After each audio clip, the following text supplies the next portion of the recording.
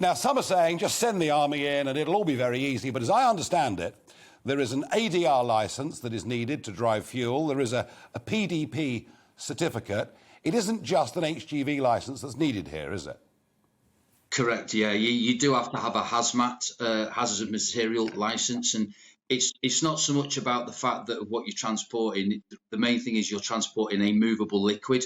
So when you're driving a 44 tonnes full of liquid, that load will shift. You do need to know what you're doing, and it is a hazardous material. So yes, bring the army in makes a lot of common sense. They all have hazmat, or the majority have hazmat. Okay. We could utilise those people, but to start giving out fuel tankers to normal HGV drivers is probably not the best idea, to be fair. No, I'm sure that's right. And if anything went wrong, the government, I mean, there would be hell to pay, and perhaps rightly. Now, I've been contacted, Chris, by a number of HGV drivers over the last couple of days who tell me that medical licences are completely blocked down at the DVLA, that the testing centres are tens of thousands behind, and that there are applications, you know, piled, well, I was going to say piled up on desks, but of course it's all on computers these days. Yeah.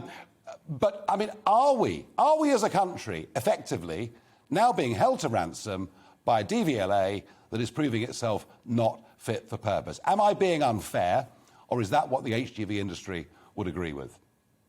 Absolutely, 100% right. I mean, I work for a very large haulage company. We have a lot of drivers. We also have a lot of agency drivers. I've heard, like you said earlier on to Howard, about Brexit being blamed. Utter rubbish. I've lost one driver because he's gone back to Poland. That is it.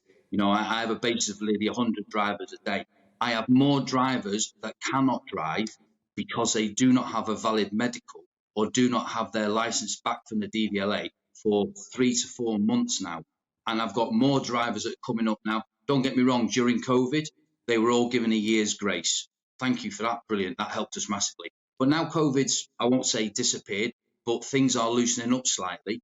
DVLA should be back at work. That is where the problem lies. There is a massive backlog of drivers who cannot drive because they're now not allowed to because they don't have the correct licensing for that.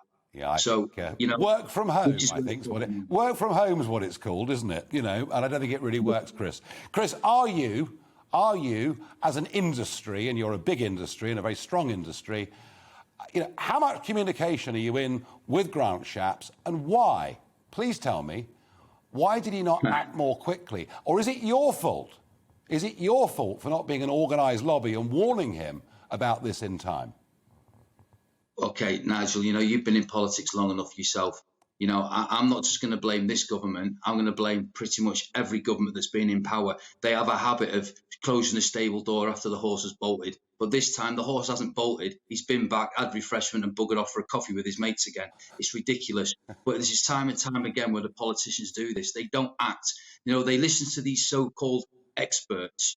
Well, I'm sorry, what are they experts in? Because it's clearly not the industry that they're advising the politicians on, or they just don't listen and don't act. Either way, things need to change. You know, there's so many issues going on, not just in the haulage industry, but in general, and the politicians just don't act on it. They talk, but they do nothing. And I think, quite frankly, that the general public's quite frankly had enough.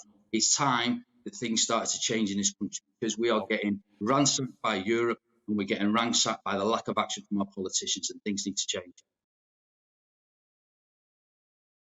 Welcome to the GB News YouTube channel. You can watch us live 24 hours a day, catch up on your favourite shows, and join in the conversation in the comments below. Don't forget to subscribe and you'll never miss any of our exclusive content.